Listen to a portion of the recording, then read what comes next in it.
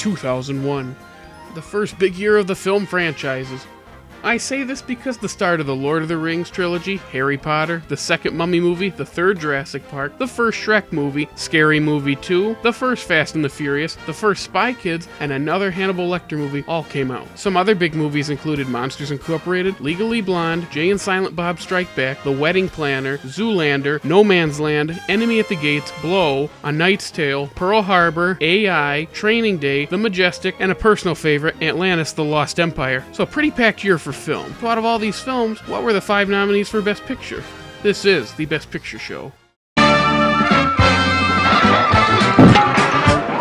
If you want something done, then do it yourself. Just take your up and atom down off the shelf. Put your muzzle to the grindstone and do it yourself. If you want something done, hop it up, hop it up, hop it up. You've got to do it yourself.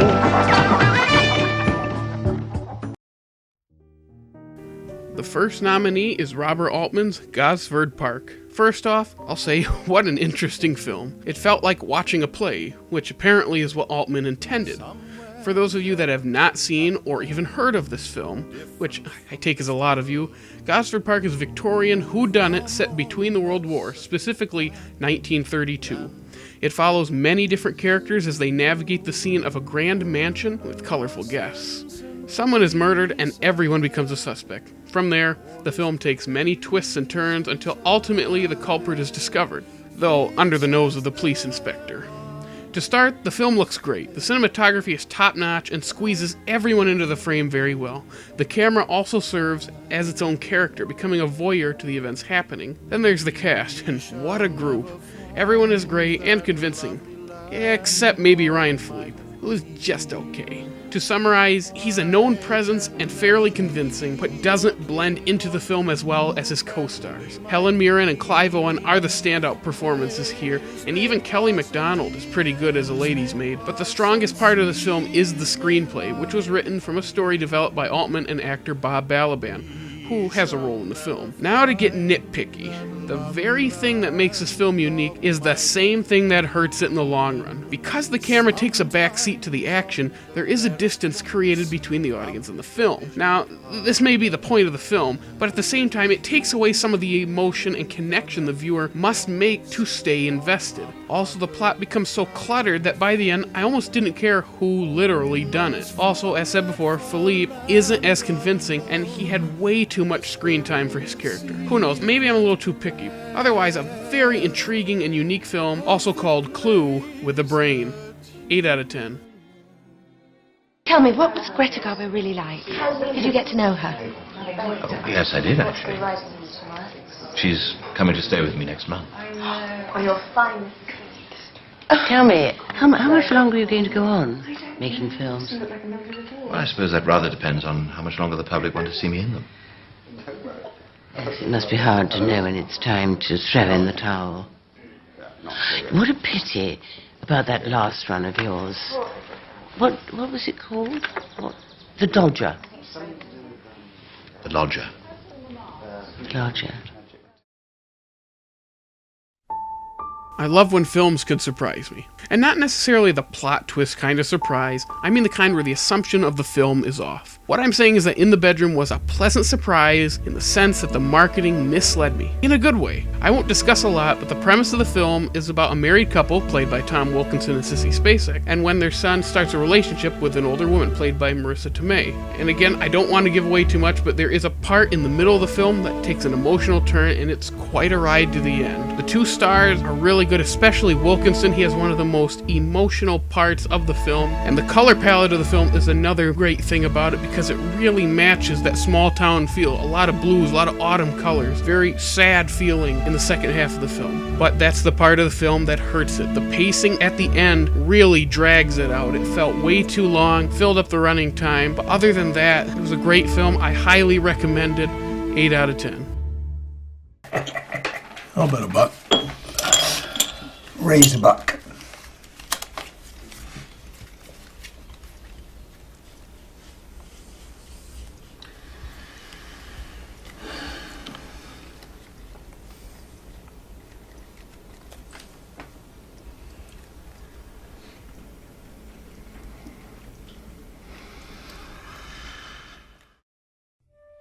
Now we return to my childhood. No, I did not get to experience these films at the time of release, but they did become huge in my youth. It's really hard for me to review Fellowship of the Ring because of that connection. Oh, what the heck, let's talk about the first installment to Peter Jackson's Lord of the Rings trilogy. To start off, most of you probably know a ton about these films and who stars in them. The story, which starts in this film, is about the journey to destroy the One Ring by the good races of Middle-earth. It's much more than that, but again, most of you know, and those of you who do not, check it out and go from there. Hey, I'd even recommend reading the books before viewing, or after, whatever floats your boat. So as a child, this first film was always the scariest of the bunch. Fellowship of the Ring is usually seen as either the best or second best of the trilogy, even getting recognized by the American Film Institute as the 50th best movie of all time as of 2007. So that's pretty prestigious, if I may say so. But does this hold up as a film nowadays? I'd say yes, but there are some small things that have become dated and or repeated. This trilogy set off new norms for fantasy films that were basically unknown at the time. Example as this would be the epic battle sequences that were the largest on scale to this point. The biggest dated element is the slow motion shots during action sequences. In this film, the scene showing Lurtz, the leader of Saruman's Uruk-hai, snarling and growling at the camera and at other orcs is kinda goofy. It looks out of place and makes the film feel like it's trapped in the 1990s. But then again, the majority of this film is great. The cinematography, production design, costumes, makeup, everything is visually great and detailed. The acting is okay. Ian McKellen is the standout performer, but some of the other minor characters don't feel as authentic. And Elijah Wood, while decent as Frodo in the trilogy, is at times different from the book character. I'm not trying to compare the books to the movies for the film, but for Wood, he's just okay. He comes off as weak and unconvincing at times.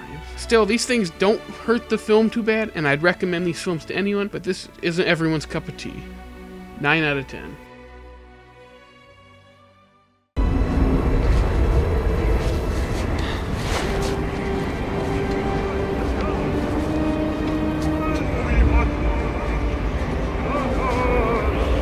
There is a fell voice on the air. It's Saruman!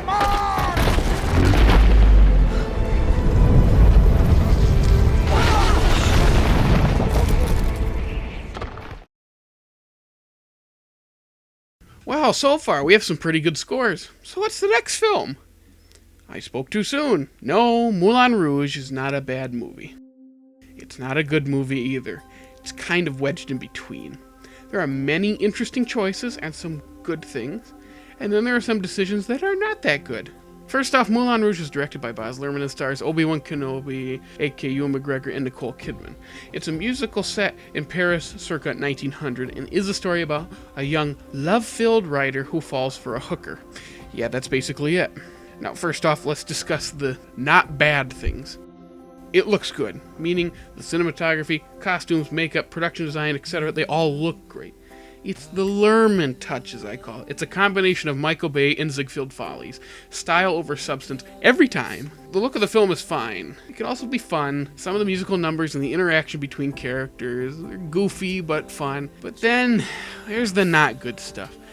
First off, if you want a super critical, nitpicky, super duper in-depth review, check out Nostalgia Critic's review. He's much more in-depth than I can be in this video. I'll probably accidentally repeat some of his problems with the film. So when looking at a musical, one must look at the music itself. The film uses popular songs from the 20th century in different forms.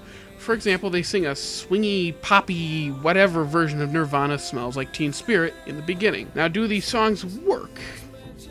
Yes and no. Some work okay, like the Elephant Love Song medley, where the songs blend fairly well together and they have a central theme. The songs also connect pretty well to part of the plot. On the other hand, some uses of songs feel contrived and forced, and we could have just done without it, such as the Like a Virgin rendition. It's just clumsy and awkward and does nothing but fill the running time. Earlier when I mentioned the cinematography being good, I meant the look, not the editing. So at this point, I do mean the editing. Because it is hard to watch when scenes have shots less than 3 seconds over and over again. It gets cluttered, and eventually the viewer doesn't care to pay attention. This style of filmmaking works for one scene, maybe a few, but not for the majority of a film. Now maybe I'm exaggerating, but the style of this film can be overbearing in the bad way. I understand what the film is trying to do with the over-the-top style, but this is much too much. The film overall is okay, but feels really clumsy. The songs do and don't work, and the story itself as a whole is a whole nother thing. Let's just say the film shouldn't be as long as it is. I don't care if it's a musical and has to make room for musical numbers. An average film that is unique but overwhelming. 6 out of 10. I am the Green Fairy. The hills are alive with the sound of music.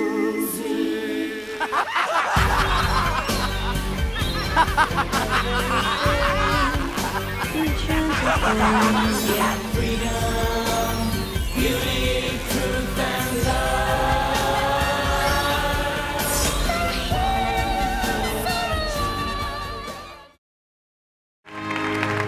So, what does going to the movies mean for all of us? Well, that's easy.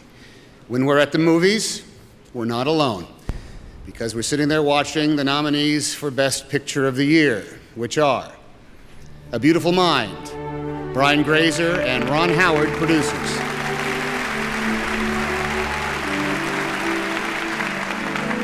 Gosford Park, Robert Altman, Bob Balaban, and David Levy, producers. In the Bedroom, Graham Leader, Ross Katz, and Todd Field, producers.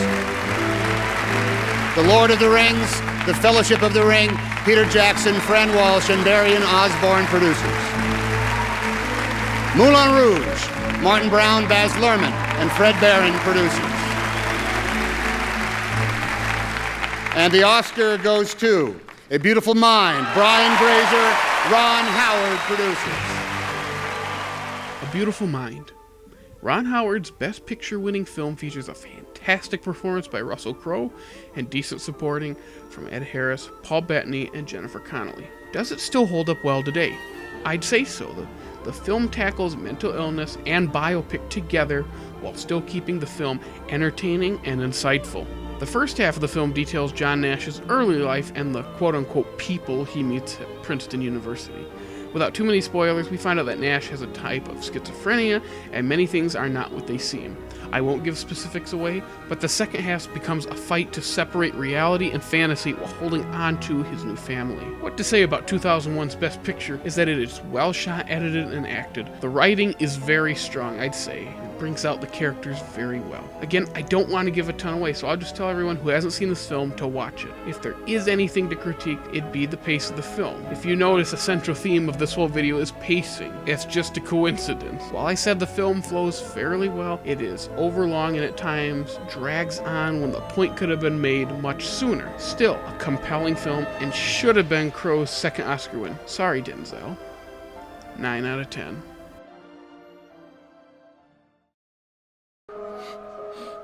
Adam Smith needs revision. What are you talking about? If we all go for the blonde,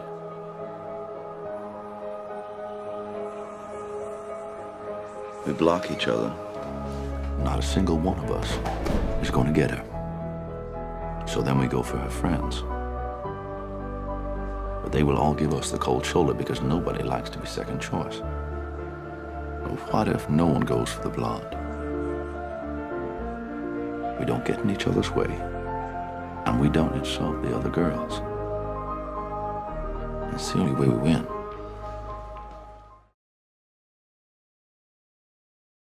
I'm at a difficult decision. By now you've noticed that 2 films have tied for first place this year. But I have a choice to make.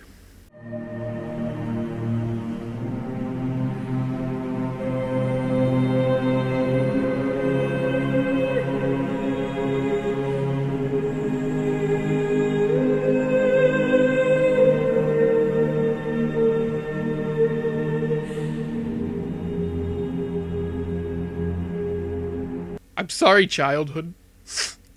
I had to go with A Beautiful Mind for the year 2001. I just feel this film is better than Fellowship because of the way it remains more relevant today. The editing choices in Fellowship were a large reason I said it felt like a 90s movie. And I feel between these two, the more timeless film wins because it stands up better 15 years on. So congratulations, Mr. Howard. Your Best Picture winning film is my pick as 2001's winner with a score of 9 out of 10 and a tiebreaker winner. This is the first year that my pick was the year's winner, and we'll see how many following years will be the same. Also, for my Oscar Bait of the Year award, it goes to Moulin Rouge. Musicals are not necessarily Oscar bait themselves, but in this case, I had a feeling Baz Luhrmann just wanted to grab a load of design Oscars. So there you have it, the year 2001. A solid Best Picture year with an average score of 8 out of 10. Some other films that could have been nominated are Amélie, Memento, Black Hawk Down, Mulholland Drive, and a personal favorite, The Royal Tenenbaums. For an in-depth look on the film, check out Magnus Prophecy's Criterion retrospective video. Thank you for watching. This is Jareeve with the Best Picture Show. Up next, 2002, and no!